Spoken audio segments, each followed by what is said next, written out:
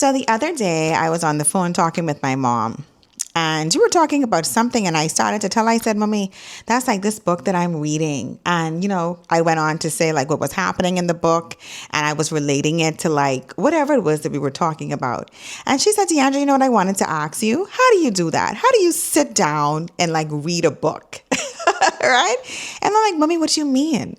Like I actually enjoy it, right? And I just started to share with her some of the benefits, of reading in my life. And it just got me to think like there are a lot of persons that may have that same question. Like, how do you sit down and read a book? So today I just wanted to talk about, the benefits of reading, and how reading has changed my life. Because I think a lot of misconception is that reading is boring or like people who read are just doing it like for it to be like a flex or, to kind of look intellectual and all that kind of thing. So I just wanted to come on here and dispel some of those myths, because reading is really like multi beneficial. There's so much joy.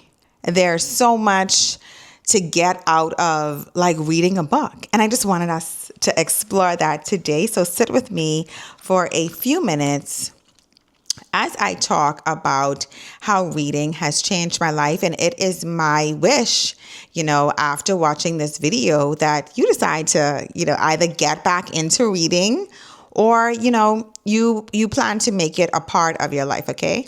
So firstly, I want to say that reading gives me something that is just for me. As you guys know, I wear many hats, right? All the things between my 3 kids keeping me very busy, and all the things that is required of me from womanhood. I just think that reading is one of the things that I have just for me. I believe that, after I would have poured, so much into everything else, it is the thing that is completely mine, right? Secondly, reading gives me different perspectives and timeless lessons. Like I said, when I'm talking to my mom, like we would just be talking about something random and I would find myself referring to a book. And I guess I'm insufferable with this. Because now that I say it, I do it a lot, right? But it has given me, different perspective and timeless lessons. Like I've just finished reading The Alchemist. You could check my video out about the lessons that I got from that. And now I started to read the Count of Monte Cristo. Let me just give you a look at it. It's a very thick book, right? It's classic literature. It's about 1,000 pages, but it comes highly, highly recommended. And so far, I cannot put it down. It's a book that was written between 1844 to like 1846. So that's almost like 200 years ago. And it just has so many lessons, but it's so well written and it has timeless lessons. And I think that if you ever wanted to like get into reading, start here. You won't regret it. Don't let it intimidate you. It is so good, right? So reading gives me different perspectives and timeless lessons. So this is one of those books that just has so many lessons kind of intertwined. And it's not like a self-help book where it kind of teaches you something. It is like the messages are hidden, right, in the plot, in just the storytelling and the, like the narrative of the book. So it's very, very enjoyable. I love it. I could not put it down. It's very addictive. So reading gives me different perspectives and timeless lessons, as in this book that, I'll talk about the lessons and the takeaways in another video.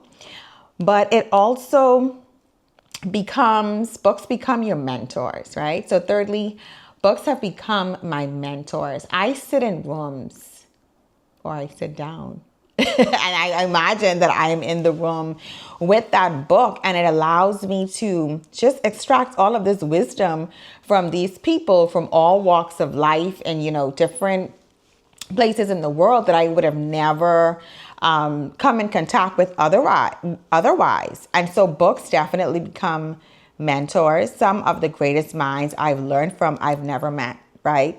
Like Paulo Coelho with The Alchemist, and then also, and I happen to have some of my books here, The Four Agreements, excellent book, right, by Don Miguel Ruiz, and just so much wisdom is extracted from these books. Also, I have Atomic Habits here. These are all my books that I've read, some of my books that I've read from the year.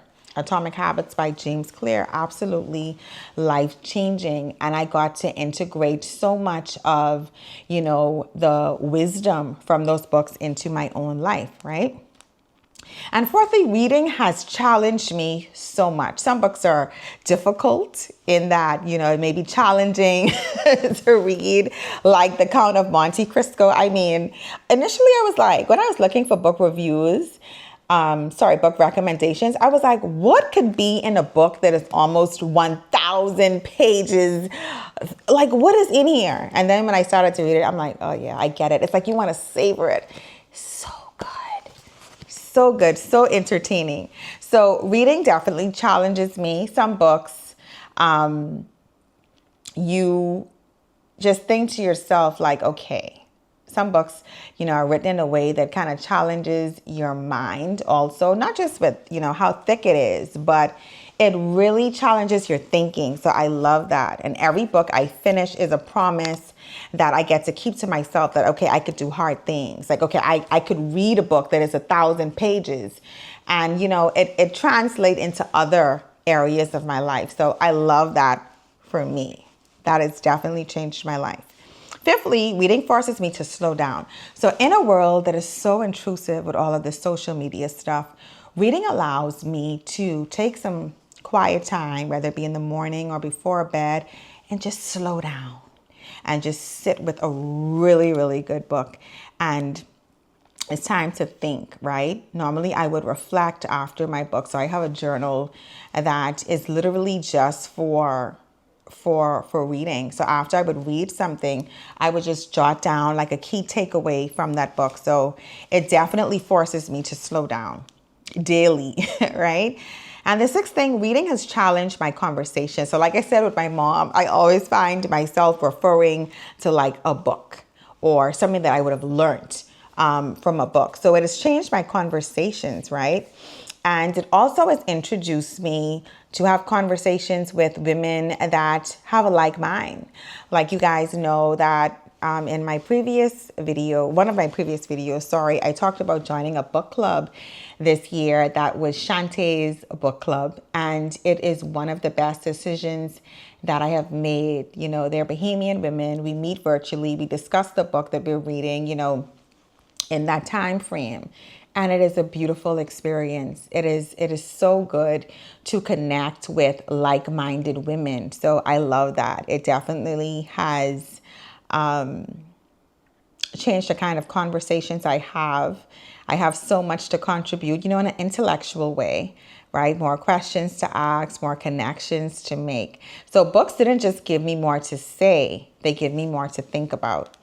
And the seventh thing, number 7, my library now tells a story of who I'm becoming, right? And so what happens is all of the books that I end up reading, I have this incredible library that I have that is just so incredible. It makes me feel so accomplished. And I'm able to speak to any book in that library and I'm able to say, okay, well, I got that takeaway. I got, that out of this and all the things, right? So I'm curating a library that is unique for me. It's like a treasure trove, right? And one day I just hope to be in my library and just bask in the beauty of all of the knowledge that I would have accumulated over a time, right? So I just want to really encourage you to read, right? Reading is a beautiful, beautiful hobby. It's something that allows you to just be so in tune with self. It's entertaining. It's something that I can't even like fully put into words. Just the idea of getting a book and, wrapping yourself in it, getting lost in the pages, feeling the pages, right? Touching it, experiencing it. It's something that I can't describe, like smelling the pages, being able to spend time with that book like every single day. It's just something that I cannot describe. It's like almost like a fetish, I guess, if that's a thing. But it's so entertaining. It's like one of my sons said, Mommy don't even watch TV like that no more. She's just always with her books. And it's true. They find me somewhere sitting with a book. And it's like, because it's so entertaining, right? It's like you're watching like a series that you would binge watch, but it's better because it's more detailed and you literally get to pace it and just sit with those thoughts and those characters and that perspective, right? Once ago, I used to be like a self-help book girl. So you would catch me with all of the self-help books, anything written by like John Maxwell. I would have, what's the name of the author that wrote the 48 Laws of Power? Robert Greene. Yeah, I read a lot of his stuff, The Art of War, like just all of those kind of self-help books. I was introduced, in my 20s, like with reading books like that. But when I got a chance to join this book club and started to read fiction is where it's at. It's different, right? So entertaining. So it's almost like you have this, I said multi-beneficial earlier. Is that a word?